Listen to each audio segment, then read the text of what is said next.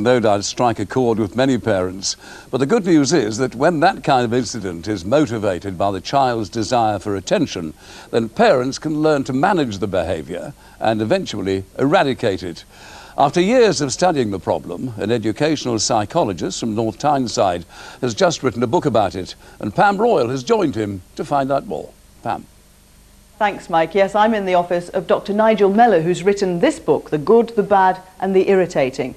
Dr. Mellor, we all like attention at some time. Why should children misbehave to seek attention? I think there'll be lots of trigger points, different for every child. A classic example is, say, you've been the only child for a long time, and then along comes a new baby, your nose is pushed out of joint. What do? You act up in order to get the attention back again. So what do you do then to change that kind of behaviour? The first, most important step is parents need to understand what's going on. Imagine your child's coming in from school, slams the door. What does mum say? Don't slam the door, you'll have the glass hanging out. There's one lump of attention. Then he drops his coat and you shout at him, that's shooting like an old rag, go and hang it up. There's two lumps of attention. Then dirty shoes all the way down the corridor, get that cleaned up, you're making the house like a pigsty. There's three lumps of attention, he's hardly in the door yet. And this goes through the whole evening, not eating your tea, fidgeting, picking your nose. And all these are very different, but they've got one thing in common. They get mum, dad, or the teacher, talking, shouting, reasoning, giving you attention.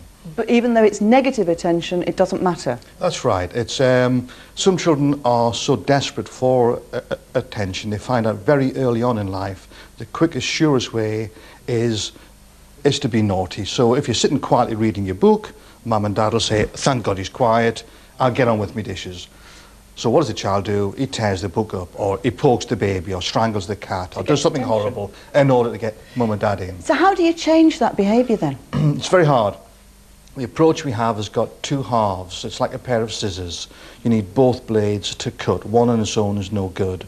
And the two halves are what you do about the misbehaviour and what you do about the good behaviour. And both of these need very careful attention. Let's talk about the misbehaviour then first. What do you do about that? Well, you make a decision whether you can ignore it or you have to use a punishment. And both of those are very hard to do well. So you ignore, what, the minor things? The minor things, but you have to keep it up. Otherwise, if you respond after you've ignored, say, nose-picking for a few days, then it's like a one-armed bandit paying out, and then all your week's work is wasted. So you have to keep it up.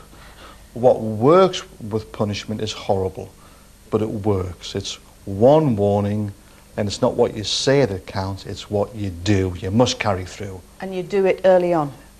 Quick and early, yeah. Parents think the children will hate them. Actually, the relationship improves because you cut down on all the nagging. What about the good behaviour then? Again, very difficult to do effectively. We tend to take good behaviour for granted and we forget how to praise. So for instance, if one of your children washed the dishes, you might say, well done, a good girl, or something like that. 2 or 3 words, low-key, matter of fact. If she took the dishes one by one and smashed them on the floor, you'd say 200 or 300 words. We can make a big fuss about misbehaviour.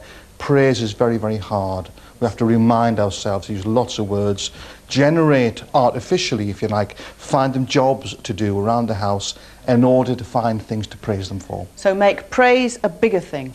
Exactly, and that encourages the good behaviour. Absolutely. And finally and briefly, how long before we see a difference? Well, some children just start to improve straight away. Some get worse to begin with. So you stick to your guns, and 6 to 8 weeks they should come round if you read the book.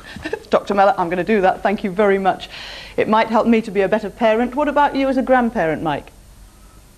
I know all about children, Pam. I used to be one a long time ago. Anyway, the subject